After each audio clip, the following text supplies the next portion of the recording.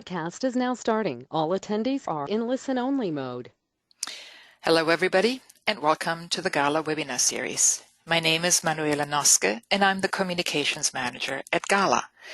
Gala is a global non-profit trade association supporting the language industry. We are headquartered in Seattle, Washington, in the United States. And today we're going to have a presentation by Sharon Tabraham on the translation industry in South Africa. Before we get to the presentation, we have our housekeeping items to go over. First, we have muted everyone's lines to cut down on any background noise. If you experience any technical difficulties, you can let me know by using your chat box, and I will work with you to troubleshoot them. If you have a slow internet connection, your audio may be disrupted. If that happens, you can use the number listed on the GoToWebinar panel to call in using your own phone. We are making a recording of this presentation, and you will be able to find it following the presentation on Gala's global website. All participants will receive a link. If you have any questions for the panelists, type them into your chat box. We will try to get to as many questions as we have time for at the end of the presentation. Next, I'd like to introduce our speaker today. Sharon Tabraham is the founder and CEO of ST Communications based in Cape Town, South Africa. Sharon started her company in 2008 in her spare bedroom, and through hard work and dedication has grown the company to include an in-house team of translators and project managers. Focusing and specializing in African languages, localizing Africa is her dream and her passion.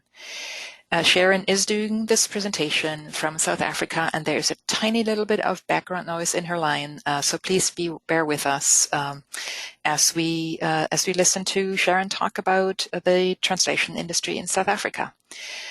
All right, Sharon, the floor is yours. Thank you, Manuela, and a very good afternoon or a good morning to anybody that is attending today. I'm not sure what time it is in your world, but here in South Africa, it is almost sundowner time. And as the African sun sets on the ocean in front of me, I'm going to do my presentation. Thank you for joining me today. I'm going to share my knowledge and experience of the translation industry in South Africa. As Manuela said, I'm the owner of the translation agency ST Communications based in Cape Town. And I've got Africa running through my blood. I was born and raised in Zimbabwe, then Rhodesia, but I've spent most of my life in South Africa and started my company 10 years ago. We specialize in African languages, be it translation, localization, interpretation, transcription, all of it. Our tagline is "We speak African." Firstly, before we go on to the industry, I just wanted to give you a quick recap of a recent meeting that took place at the South African Translators Institute, which only happens every 3 years. Not very many events get to take place in South Africa in our industry, so it's exciting. The SATI, or South African Translators Institute, third triennial conference was held in Johannesburg on the 28th and 29th of September, which coincided with the celebration of International Translation Day. The theme of our conference was Into the Future, Changes and Challenges for the Language Practice Profession, and this proved to be a highly relevant theme for our language practitioners in South Africa. A program jam-packed with excellent presentations, demonstrations, speed networking, avant-garde technology, and fresh ideas. I'm just giving you a little bit of background because we really hope that maybe some of the international delegates will attend in years to come. We had 3 international keynote speakers. The first was Dr. Henry Liu. He is a consultant interpreter in English, Chinese, and French, and also a past president of the New Zealand Society of Translators and Interpreters, and the 13th president of the International Federation of Translators. He presented AI will level the playing field in Africa. AI was a hot topic for our conference, and his presentation was very enlightening for us as we are a little bit behind in this field. Microsoft was represented remotely via Skype by Chris Point. He is the current group manager of Microsoft's machine translation department. And Chris presented human parity in automatic translation. How far are we? Well, it was midnight for him in Redmond in Washington when he started his presentation at 9 o'clock in Johannesburg time. The Skype connection worked perfectly, and with the help of a camera with a zoom lens, he actually could identify the people in the audience who asked him questions, and he was very pleased with the questions in the Q&A session, and afterwards actually contacted the SARTI office to express his gratitude and interest to be a part of our next conference in person. His session was actually one of the highlights of the conference, where he explained how they go about implementing the use of their machine translations, what the pros and cons are, as well as difficulties that they encountered. He also used a very impressive feature. When he spoke his words through Skype, they appeared on the screen.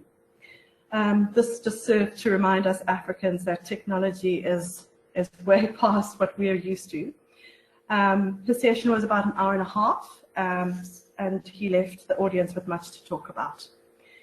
Our third keynote speaker was Kevin Quirk, who is the current president of FIT, and he presented Stand Up for Your Rights in Translation. It was a very light-hearted take on how translators should stand up for their rights in the translation industry. The conference was a great success and brought together about 300 language professionals from around Southern Africa. As it only happens every 3 years, it is really a great opportunity for the industry in Southern Africa to get together. As a member of GALA and having attended the GALA conferences and other international meetings, I was happy to be able to share my experience of what is happening in other parts of the world with my colleagues.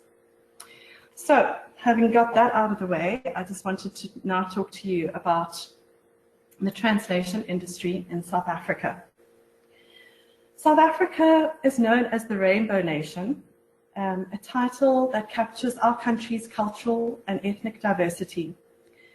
The population of South Africa is one of the most complex and diverse in the world. Of the 57.5 million South Africans, we have over 46 million of our population are black, 4.7 million are white, 4.8 million are colored, and colored is a term used in South Africa for people of mixed Asian, African, and white descent. And then we have about 1.5 million Indian or Asians. We have 11 official languages spoken in South Africa. In the slide that I'm showing you now, we are focusing on the 9 native languages. So that's excluding South African English and Afrikaans. But the statistics for the languages are that Zulu, or isiZulu, is the most widely spoken of our languages, with approximately 12 million speakers. This is followed by Xhosa, or isiXhosa, with approximately 8.5 million speakers. Afrikaans not illustrated is about 7 million, and English not illustrated about 5 million. These are then followed by the lesser spoken languages of Sepedi, Northern Sesotho, which is also known as Sesotho Seleboa, Setswana, and then Sesotho or Southern Sotho, all with approximately 4 to 5 million speakers. Tsonga, Siswati, Tshivenda, and Indebele are all between 1 and 3 million speakers. Of course, many other languages from all over the world are spoken here too, including Portuguese, Greek, Italian, French, Chinese, and so on. And as I said, it really is a true rainbow nation. I would say that most of our translation and localization requests for the South African market are for Zulu being the main language spoken, followed by Xhosa, Afrikaans, Sesotho, Sepedi, and Setswana. And we do get a lot of inquiries and requests for English South African localization. The most recent development in our languages in South Africa is the introduction of Swahili. One of Africa's most widely spoken languages is Swahili, also known as Kiswahili. and it will soon be taught in the South African classrooms in a move which hopes to promote greater social cohesion among Africans, as well as offer more opportunities to Swahili speakers from East African countries. The South African Minister of Basic Education made this announcement in September. Sorry, I'm just going to move that over. I'm not sure if you could see the whole presentation. The exact number of Swahili speakers is unknown, but is often accepted as one of the most widely spoken languages in Africa, and is recognized as the official language of Kenya, Rwanda, the Democratic Republic of Congo, the DRC, Uganda, and Tanzania. So it really is an exciting move for South Africa to also be offering Swahili. Moving on from the languages that are spoken in our country, I just wanted to share with you some of the opportunities. From what I've described to you so far, I'm sure you will agree that South Africa is really one of the most linguistically diverse countries in the world, and therefore should be a hotbed of localized content. In the 10 years that I have been involved in this industry, we have seen the localization market grow tremendously. And this is with market leaders such as Microsoft, Google, Skype, Facebook, Instagram, TomTom, Samsung, Nokia, Apple, and many more localizing their products and their platforms into many of our official languages. Even though English is widespread, there is a marked preference for mother tongue content. A good example of this is in 2016, Instagram added Afrikaans as a language supported by instant translation. Excuse me. Research by the Common Sense Advisory found that 72.4% of African consumers are more likely to buy a product if the information is in their own language. And considering less than 5% of Africans speak English as their first or home language, the translation and localization demand is serious. The moral of the story is really, if you want to make it in the African business world, it is vital that you sell your product in the language spoken by your local customers. So looking at the leading brands on this slide, the opportunities and the needs to translate or localize into our official languages are enormous. Excuse me. Africa is no longer the dark continent left behind in the Stone Ages. Africa's new generation, just like the rest of the world, will live in a digital world driven by individual preferences and high expectations for personalized content. This generation and our future generations will expect to be able to access apps, programs, devices, their local ATMs, and other content in their mother tongue. This is an enormous opportunity and will open up many doors to linguists and language service providers to work with clients and to translate and localize this content into our African languages.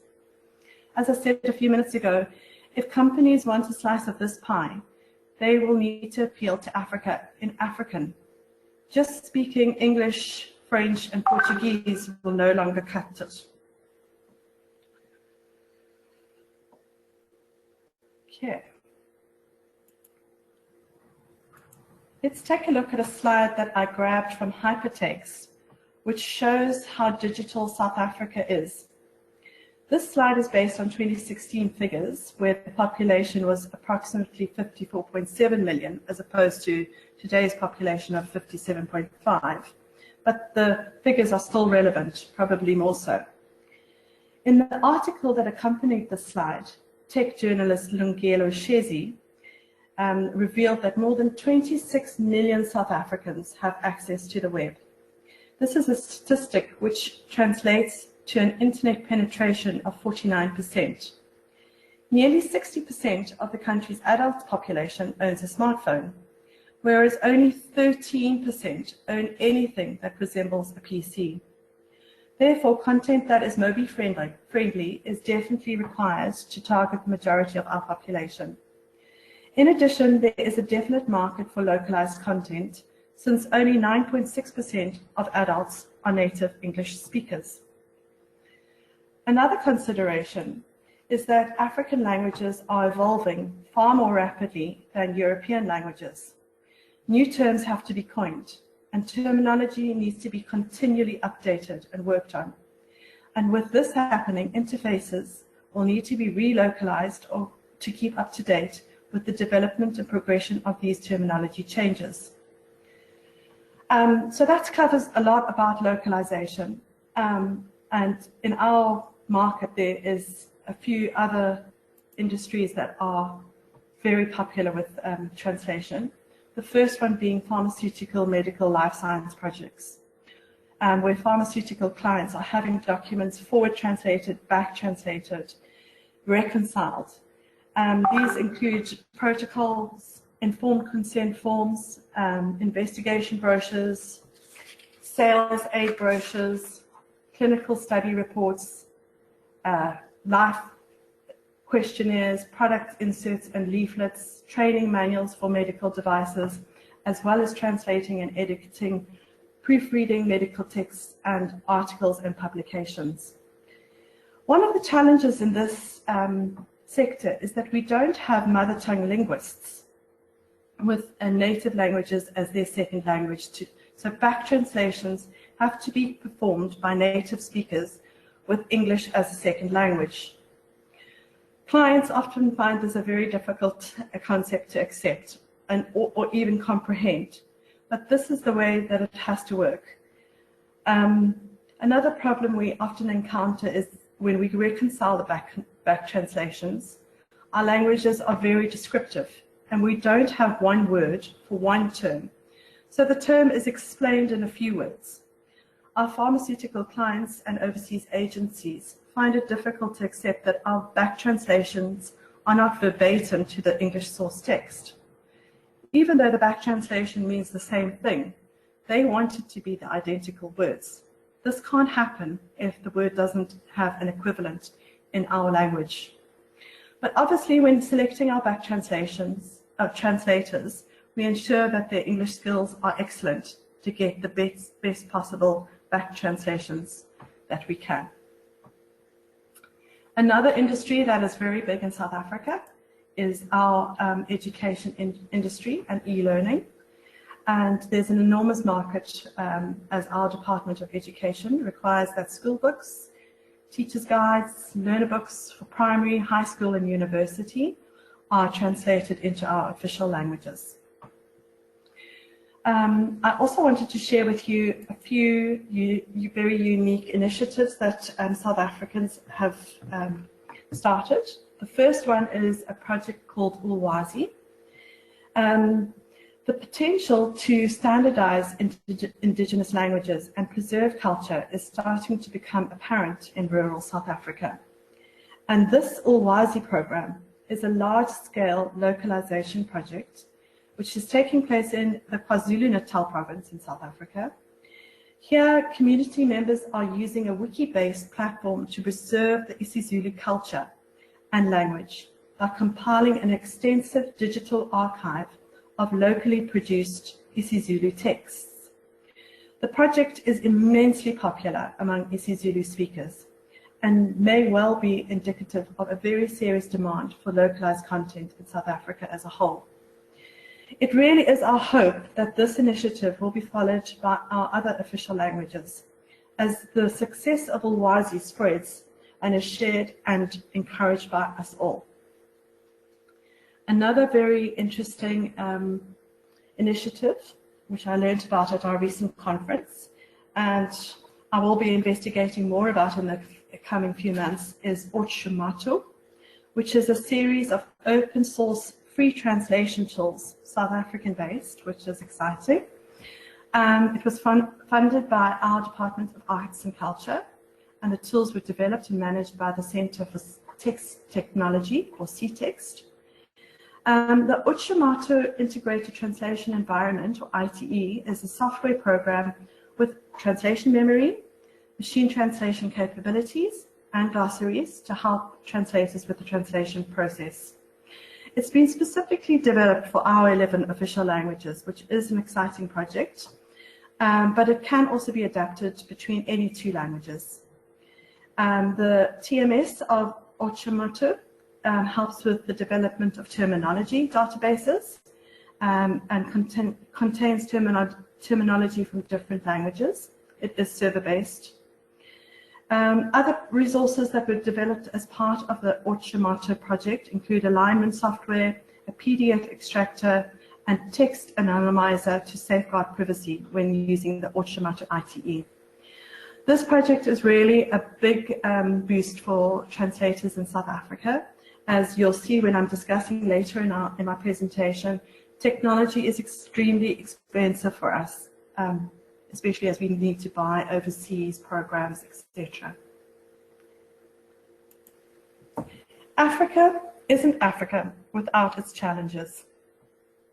The issues that have limited Africa from expanding information and communications technology and other infrastructures are really gradually being resolved, and this will soon lead the way for full capacity development.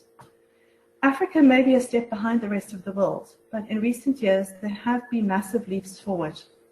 The challenges of electricity outages and poor internet connectivity, which were reported a year or two ago, are being resolved. Widespread internet access is quickly becoming the norm thanks to satellites, fiber optic telecommunications, and also wireless fiber solutions. Up until recent years, the innovation of computer technology and the internet blossomed predominantly in English and the English-speaking countries. And Africa used to be considered as the dark continent due to the fact that a large number of the African people were illiterate, spoken languages were not tech-friendly, investment levels were very low, and our economies were shaky, as well as our political unrest. But Africa's status, according to Common Sense Advisory in 2012 and 2013, it only constituted 0.27% of the market share, and none of the top 100 LSPs were from Africa. That was 5 years ago, and nowadays the growth and changes in the African market are really significant. According to a recent article written by RWS Moravia, they believe that the lack of infrastructure may seem like a disadvantage today, but it may be a blessing in future years, as countries that lack this infrastructure can adapt more quickly to new technologies, since they are not tied down to old systems. This is attractive to tech startups and big tech investments, and that is why a growing number of companies are coming forward to provide digital platforms that let businesses tap into a historically unpenetrated market. Everybody from inside and outside of Africa seems passionate about the potentials and the developments in our continent. And it's exciting to read and to hear that companies are ready to step in and help and boost our linguists, our programs and our tools so that we can benefit from digital platforms, cat tools, etc. I believe that the real challenges in Africa and in our translation and localization are a couple of things. Firstly, non-standardization. Most African languages are still not codified. Hence, often no agreement exists between the right or the wrong use. These languages also lack words for certain concepts, especially technical ones. Languages such as English have a very highly developed vocabulary when it comes to computers and other technologies and products that we use in modern day life. Translators in Europe and the Far East have it relatively easily. Terms like IP address or software have been thrashed out and codified and are available with the minimum of internet-based research. But it's not so in Africa. A huge amount of work is needed to coin local language translations for many modern-day concepts. Many African languages have not even been committed to books. African languages are still evolving the terms of these goods and services that have not yet permeated our culture and daily lives. Sometimes this can result in a struggle between the translator and the reviewer. They may find it hard to come to an agreement on terms as both may be influenced by their native dialects and will follow slightly different linguistic rules. So we are continually working on terminology, coining terms, improving existing terms and standardizing them. Secondly is our lack of resources. Finding the right translators to ensure your content makes a splash across the continent is crucial, but it is more than a little bit challenging in Africa. The translation and localization industry in Africa is still developing, and as a result, our professional translators are hard to find and come by. Even those who are currently translating may not view it as a full-time job, but doing something on the side. Translators who are literate in both the source and the target languages and who are also trained in using the tools of the trade are indeed rare. And for this reason, overseas agencies and clients find it difficult to work with translators directly, which is the more prevalent model in mature translation markets. Obviously, with this tremendous growth comes many ill-qualified and unprofessional translators and service providers. Resources are very quick to take any work offered at the most ridiculous prices offered by overseas clients, and then botch it up due to lack of experience and attention to detail. That is usually where we are called in to rescue and remedy projects. But as the saying goes, cheap always turns out to be expensive. Thirdly is our technology hurdles. Translators in more mature markets overseas are also more adept at working with translation technology. In Africa, linguists tend to have less experience with translation and localization tools than those in these other countries. That means the level of required training and support is much higher. Freelance translators may not be able to afford licenses for the tools they need, which affects the overall quality and the speed of their work. Clients and agencies need to consider these expenses, especially as the rates paid are low and are continually being negotiated down. Translators in Africa, as with the rest of the world, need to make a decent living. With all of these tools, the training, and the infrastructure required to provide quality work, fair rates need to be offered. This is a topic that is very hot in South Africa at the moment, as prices were driven down by desperate freelancers to get any work, and they accepted any price.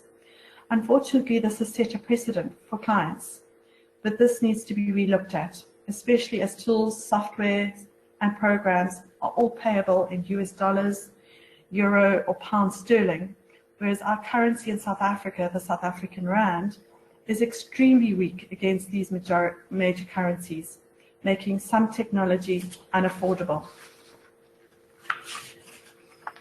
The way to get around both the unreliable resources and the technology challenges is to partner with a language service provider that understands the local conditions and that has built up and trained an extensive network of translators, skilled in using both modern translation technology and tools. Someone like ST Communications, obviously, but also agencies such as Foley Online. Both of us are Gala members, and we have the experience, the skills, the professional staff and project managers, as well as training programs to ensure that we are capable of understanding our clients' needs. So I think that I have provided you with a very good summary of our market in South Africa.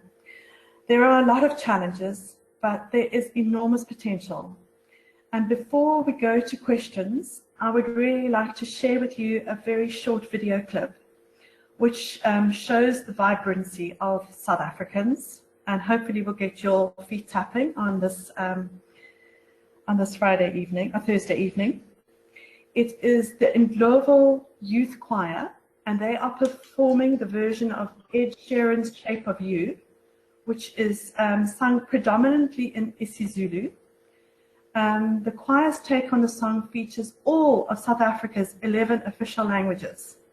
And it is also with a Grammy Award winner, Vota Kellerman, who is playing the flute.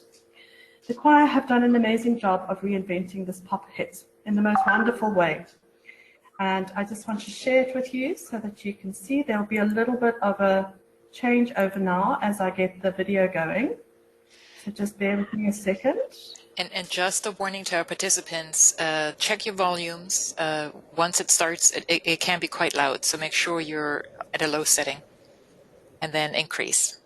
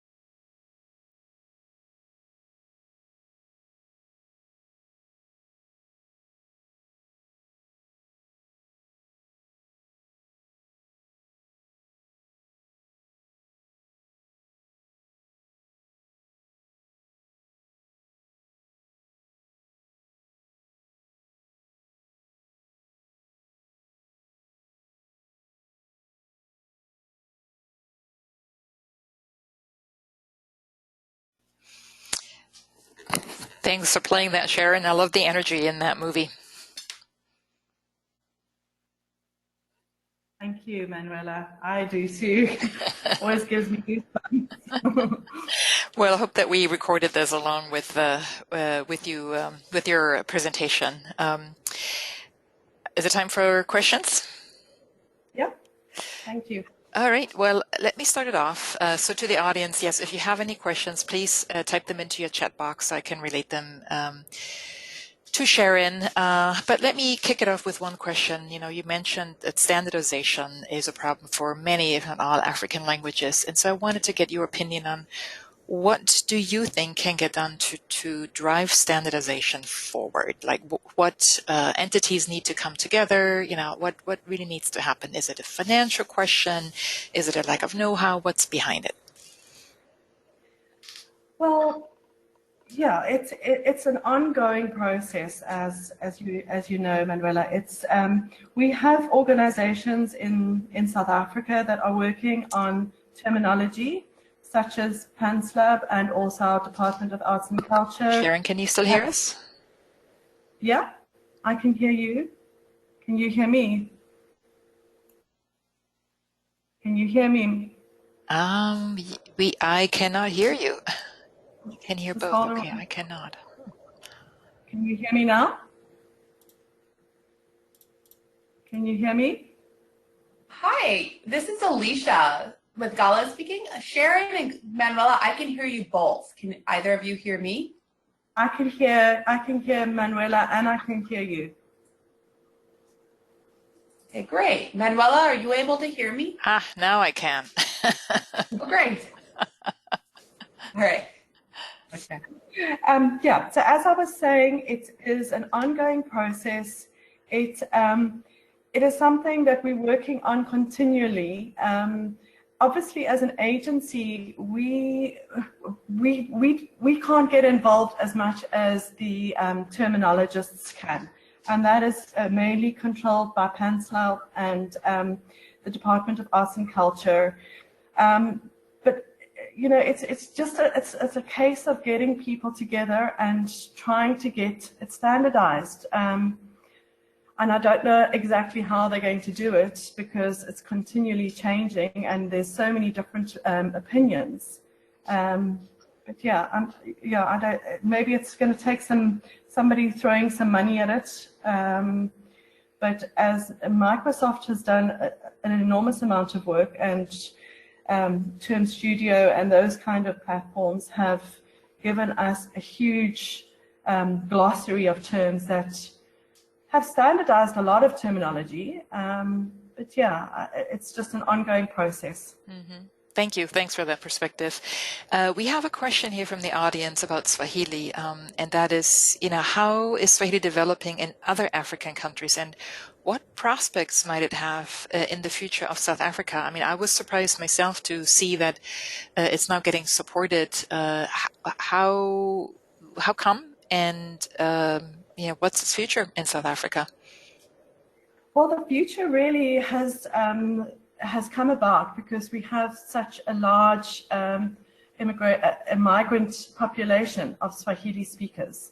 So they have decided to include Swahili to encourage South Africans and Swahili speakers to be able to communicate. So the future of Swahili, I mean, it's a language that is very popular. Mm-hmm. And is spoken widely, not only in South Africa amongst the immigrant population, but it is one of our top languages that we translate and localize daily. So it's definitely a very well supported language, and it's not being pushed down or it's being promoted. It's a good language, and it's receiving the support of the South African government now as well. Mm-hmm. Yeah, it's an interesting prospect, to think that Swahili may become sort of a de facto lingua franca for all of East and Southern Africa. I never even thought of it, but certainly is possible. So certainly a development to watch. We have a question here about, your translators. Do you find that professional translators don't have a lot of online presence due to internet connectivity issues, especially for those hard to source languages? If so, how can one go about finding professional freelance translators? Like I said in my presentation, internet connectivity has definitely improved over the past few years.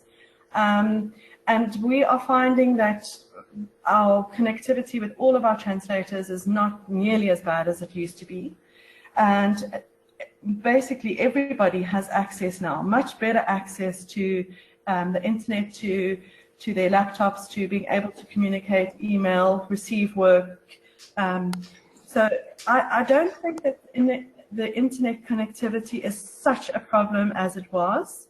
And finding the translators is tricky, not because of internet connectivity. It's more because there's just so few about, especially the very rare languages such as Tigrinya, Wolof, those kind of languages that are spoken, outside of South Africa. But in South Africa, we've got a good presence of linguists. It's just, as I said in my presentation, some of them are moonlighting, so they don't do translation as a full-time profession. So we get them part-time translators. But yeah, it is improving, and it's definitely not due to the connectivity, because I think that has definitely improved. Mm-hmm. Thank you for that. Talk to us a little bit about literacy in the South African languages. I mean, there's really two problems that you must be faced with. One is, or that native speakers are faced with. One is lack of translated materials available in the official languages, but then also ability of people to read it. And I'm curious, there's a lot right now going on, around new UIs that are conversation-based rather than letter reading based. What's happening there in South Africa? Is that becoming more common? Are people seeking or looking to audio as a solution to some of the literacy problems, or is that not being talked about? They are definitely talking about it, and there has to be a shift, because there have been many programs and initiatives where we've localized products and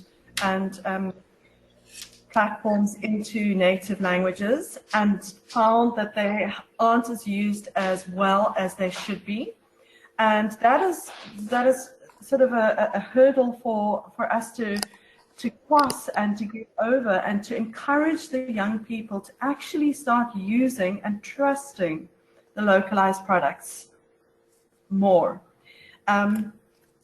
So yeah, there's a shift. There's a generation that's coming up now that are going to be using more of the already localized products, and also producing the real Zulu, and instead of it being translated, as you like you've just mentioned, it's going to be Zulu products, it's going to be Afrikaans products, Xhosa products that are going to sound more real and more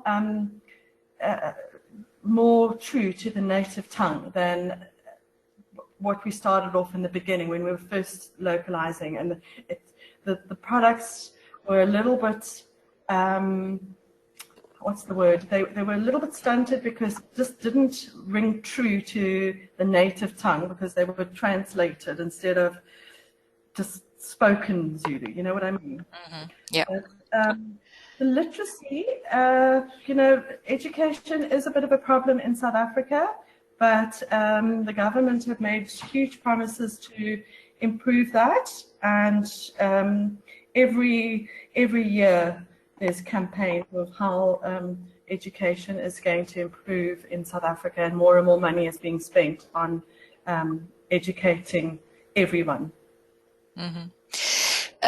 Give us a bit of an outlook. I mean, given the history of, suppression of native languages in South Africa and the forced use of Afrikaans, which is now in the distant past, is it fair to say that the native languages are actually seeing a renaissance, and that there is a newfound pride? Or is there still a slow development? What do you see?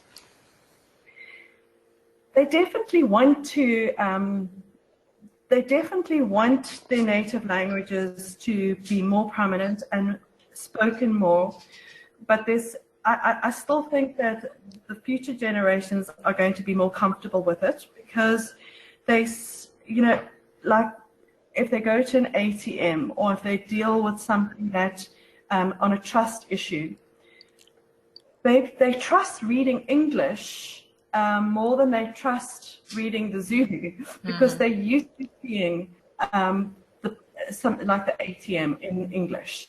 So they'll select the English as opposed to selecting the Zulu, just from trust. But then the younger generation that is coming up now, who are being exposed to localized products from a young age, that's the generation that's going to make it, make these languages more prominent and more used and more out there than they are at the moment. Mm-hmm. Yeah. Well, it's interesting to hear. I think any society with this many languages will have communication challenges, So the question is, how can you overcome them? So it's good. Thanks for sharing that. We have one more question here from the audience. It's interesting. There's two questions here now about Swahili again. With regard to Swahili, how do you deal with the different variants? A good question. There's a big difference between written Swahili in the different countries, for example, between Swahili in Tanzania and the Democratic Republic of the Congo. And indeed there are. What kinds of challenges have you encountered there? Well, we, from the get-go, we will say to the client, which dialect are you looking for? Because there's especially in translation, written translation, there's a difference, a big difference.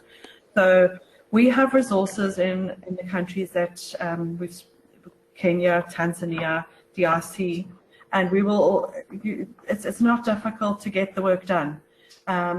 Most popular language, most popular country is Kenya for us, and then Tanzania.